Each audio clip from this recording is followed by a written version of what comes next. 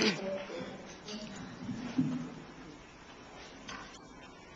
can't tell you how honored I am to be here. This is my first ATA convention. And over the years, I heard so much from my father. I heard ATA really almost my whole life. And I heard FIT, and I heard people's names. They were the soundtrack of my childhood.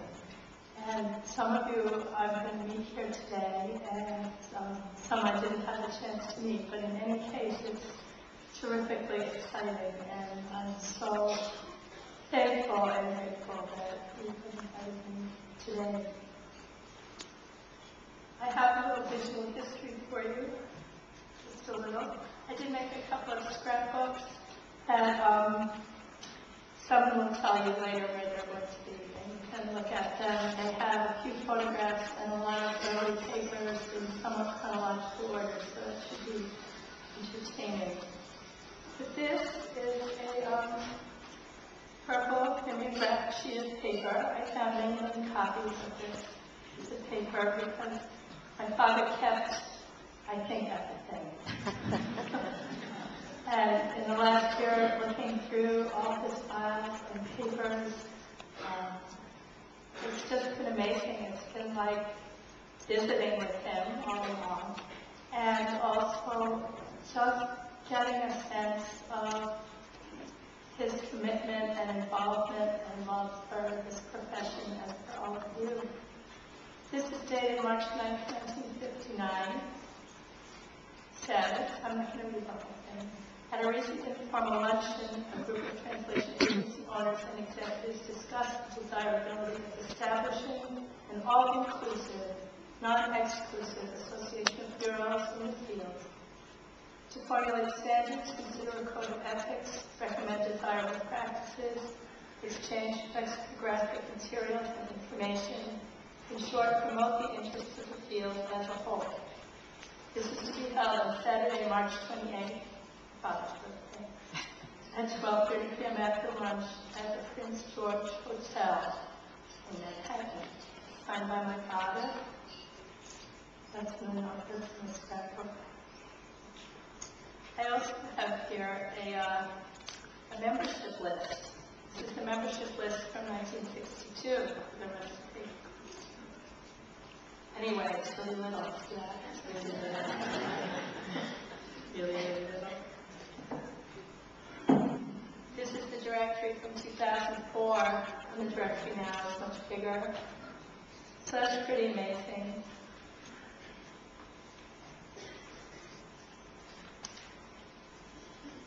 So there was something on the screen a little while ago that told you all the things that were going on in 1959, what things cost and so forth. I was 8 years old, so you can imagine that the ATA has been with me my whole life. So has translation, and in a story my mother told me, she said when I was really little, I had an old manual typewriter cast off. It was one of my toys. And the early Sunday mornings, I could have found piles of paper and a couple of red pens and my little typewriter, shuffling papers and writing on them. And she asked me what I was doing. And I said, translating.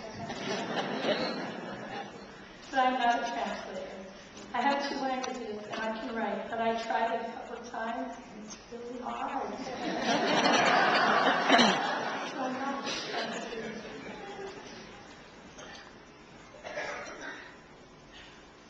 Dad loved this organization so much.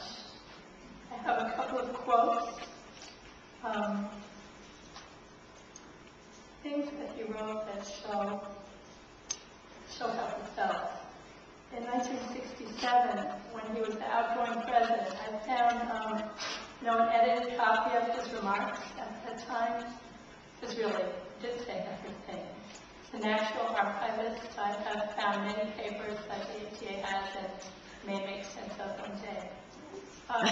He wrote, in 1967, there are still far too many translators of high competence who are not members of ATA, but of whom it can truly be said that they are indeed dependable.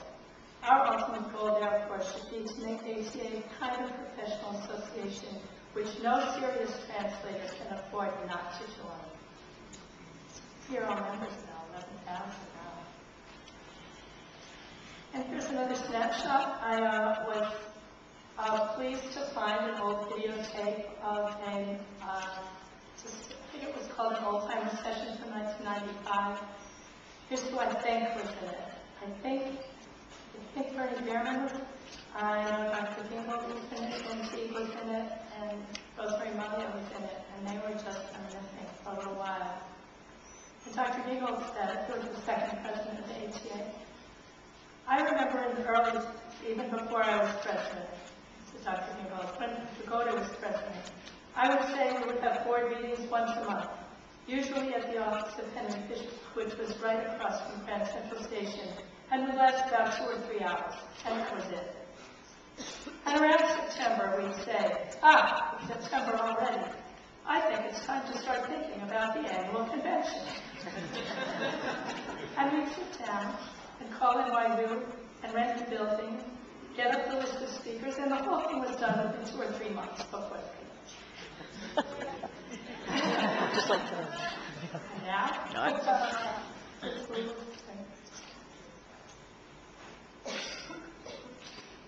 I want to tell you a story from the end of my father's life, sort of about translation. Some of you know that he had a tracheostomy 8 months before he died, and so he was not able to speak. But being a translator, this does not mean that he was not able to communicate. We learned to read lips, we learned to read his mind, and there was plenty of communication. He was also on a ventilator for a while. And during that time, my partner's cousin, a good friend of ours, who works for IBM, came and met him for the first time. They had heard about each other. And within minutes, he was engaged and he was excited, and they were talking about machine translation and problems with quality control, and how he had translated for IBM along some of these subject lines in the past. And they were off and running. And she told him that when he got better, and at the time he was getting somewhat better, that she wanted him to come and talk to her teams, because he really got it, what the issues were. And I know this woman, and she was not kidding. She really meant that. She really would have liked to have him do that. During this conversation, which is what made it so powerful to me, the respiratory therapist came and turned off the ventilator, and that was the first time that my father breathed on his own in about 5 months, and he ended up being moved off the ventilator. So that was pretty amazing, and the ways that language and communication and translation terminated. I want to share with you, in closing, a couple more quotes. I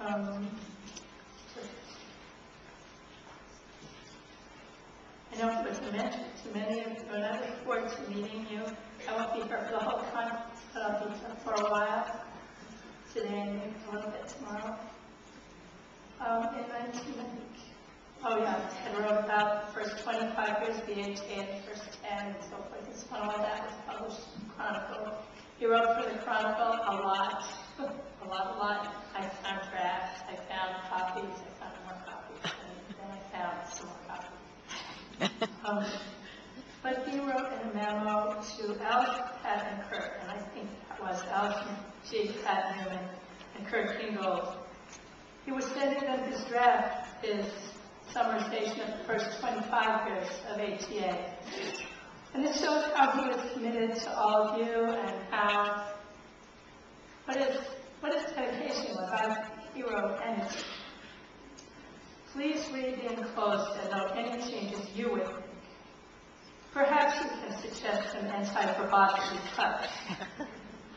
If there is anything you think I should not say, just cross it out.